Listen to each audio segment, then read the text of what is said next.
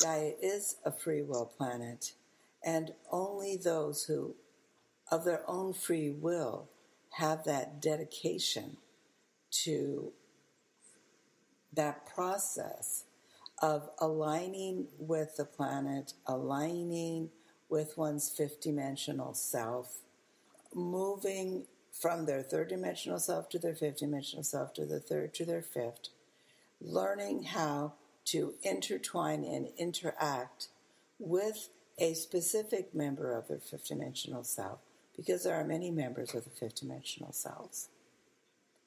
And that specific member of their fifth-dimensional self will be the component of them that has chosen to be the download one, such as we, the Arcturians, have chosen to be the download one for Suzille. And as people, there will be a focus on that dedication process of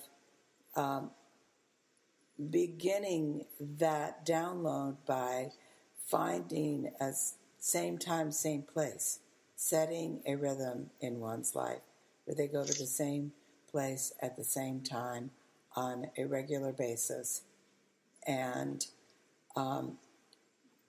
build that commitment that it is a part of their daily life and not just a class that they took. And adding that element of communing with the planet. Adding that element of communing with the planet and simultaneously with their fifth-dimensional self. Mm-hmm. And so there will definitely be teaching of how to commune with the planet simultaneously with the fifth-dimensional self, because the fifth-dimensional self is the one who chose to assist with the planet, and the fifth-dimensional self is the one who can deeply commune with the planet and realize that, Gaia is a living being, and it is her now to transmute into a higher frequency. And of course, that now is on planetary time. Gaia is going through this process, just as all of Gaia's ascending ones, is going through a process where, in order to go into that fifth dimension, they have to go into a transmutation process of all the incarnations. And that's the golden ones that have been spoken of. So the golden ones would be a component of this, because the golden ones are the keepers of the threshold. So we would suggest that. Suzille has spoken a bit about them, but hasn't written much, because it's not for the general public. It's not something the general public could understand or accept. The golden ones, they are the ones that when you get to that line to go into the fifth dimension, they will look at each person and say, well, you're almost ready, but you've got this, and this, and this. You've got to go back and clean. Because people think that they're just nice guys that can ascend, but the reality is the process of ascending the planet means that each person must go into every incarnation they've ever taken on the planet and transmute any darkness that they have left anywhere on the body or in the core or anywhere on planet Gaia. And that's a very big process where we hope to be able to lead people to get to that place where they can begin to realize that that's how important they are. What is our greatest and most impactful tool or unconditional action? Love and violet fire. Unconditional love has the ability to transmute fear. The greatest enemy is always fear. It's always fear. People that appear to be innately bad are driven by fear. Mm-hmm. And people that are innately good are driven by unconditional love. And unconditional love is what allows people to rise above their personal fear. And then, of course, the transmutational power of the violet fire to be able to actually transmute a frequency level. And when humanity is within that consciousness of unconditional love, they have the ability to use the violet fire to actually transmute. It is a difficult thing because there's so much fear, and there is a great deal of fear-mongering, and that is happening on purpose. It's on purpose. All the fearful things that are happening on the planet, they are placed there. They're purposefully there. But once one is in unconditional love in the violet fire, their consciousness expands into the fifth dimension, and they can look down and see the illusion and differentiate the illusions from the reality. And the darkness is an illusion because it can't attach to the planet, because Gaia has made enough progress and there has been enough work that Gaia is moving steadily into a fourth, fifth dimensional expression of self. And the forces of darkness are aware of this, and so they are battening down the hatches and they are working harder because it's like their last stand. Because if they don't stop it soon, it will be too late. Because once the fifth dimensional component of Gaia lifts off from the illusion of the third, fourth dimensional representations, then the planet will be fifth dimensional. And those that were unable to maintain that fifth dimensional state of consciousness, to maintain their connection with the planet, will go to other realities.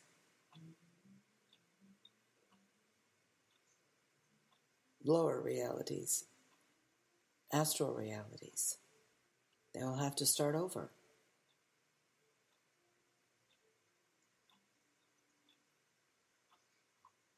Not over in a bad way, but start over at the highest place that they left off.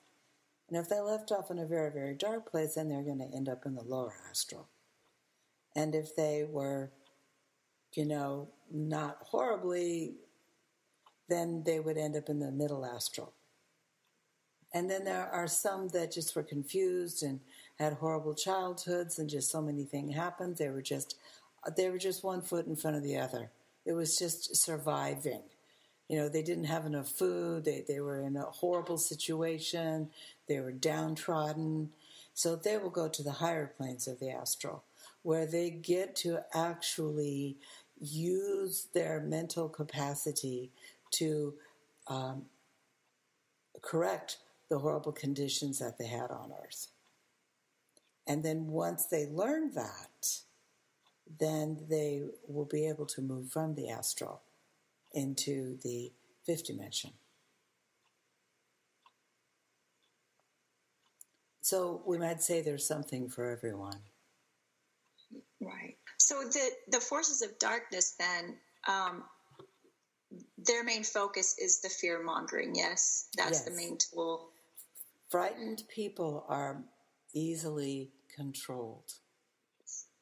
If people refuse to be afraid, it's very difficult to control them. And people that are connected to their higher self, that's their greatest fear. Because once people are connected to their higher self, or to an ascended being, even if they are not able yet to believe that they are also a fifth-dimensional self, if they can connect to whatever their religion presents to them as an ascended being, then they are under the protective love of that ascended being. They will be able to stay in the higher astral until they are ready to take that energy field within to their own individuality enough to accept their fifth-dimensional self. So in terms of the darkness that we speak of and how the planetary now will be rushed,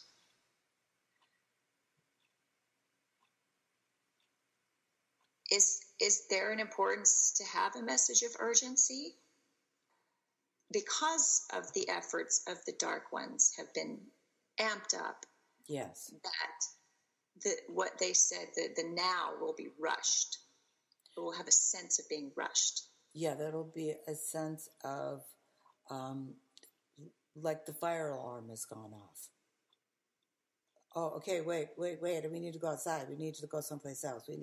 Something is wrong. Maybe it's not a fire, but we need to get out of here now.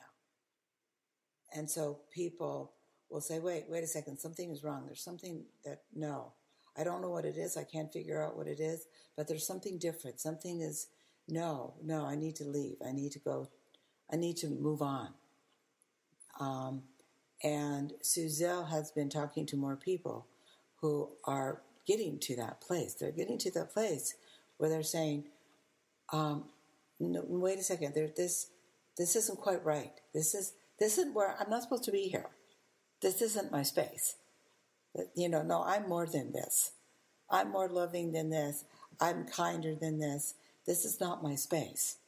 And so when they realize that, then that means that the brainwashing is falling off from them. Because the brainwashing is that we are not really quite good enough.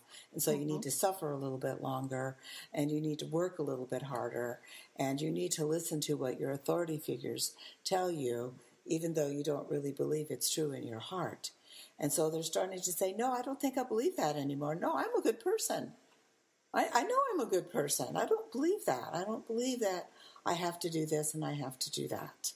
Mm-hmm. And so they're beginning to slough off the brainwashing. And as they slough off that brainwashing, they're beginning to realize that, hey, I'm good. I like me. There's a me inside of me that got covered up with all the things that happened in my life. Because everybody is born clear. Everybody is born clear. And things happen. It is the fifth dimension. The fifth dimension has been inhabiting the planet for quite a while now. And there are some people that have come in to represent the darkness. Because humanity has to move beyond polarities of the light and the dark and move into the unconditional love and unconditional forgiveness and look at if someone is dark, this is someone that needs love and guidance at a very young age. The tools of unconditional love and violet fire are the ways in which we can positively influence those that are part of what we call the darkness, dark forces, even the people that you just spoke about. So yes. That's where we direct our efforts, is to those people. And send them love and light. Send the darkness love and light.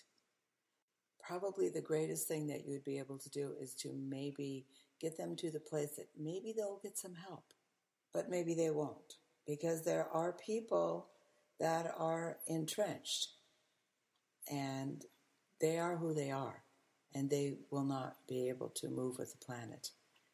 They don't live on the planet, they live on the matrix.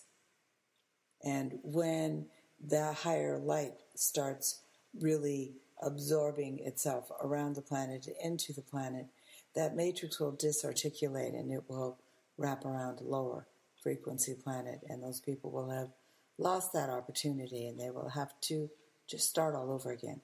It's a reset. They'll have a reset. The eclipse was also a reset, and it was actually a warning to everyone that it is the now to reset your consciousness. It is the now to catch yourself when your consciousness is dipping, because it will. It absolutely will. It's a difficult world.